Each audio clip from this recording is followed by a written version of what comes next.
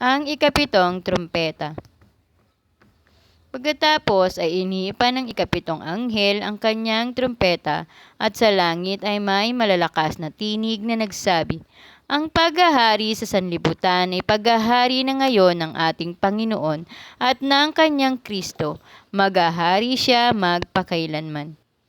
At ang 24 na matatandang pinuno na nakaupo sa kani-kanilang trono sa harapan ng Diyos ay nagpatira pa at sumamba sa Kanya.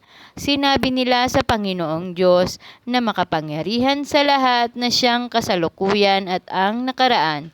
Nagpapasalamat kami na ginamit mo ang iyong walang hanggang kapangyarihan at nagpasimula ka ng maghari.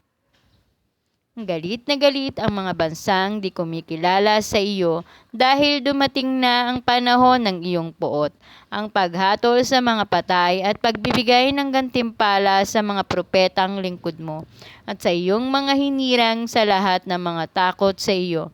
Dakila man o hamak, panahon na upang wasakin mo ang nagwawasak sa daigdig. At nabuksan ang templo ng Diyos sa langit, at nakita ang kaba ng tipan sa loob nito. Pagkatapos ay kumidlat, dumagundong, kumulog, lumindol at umulan ng batong yelo.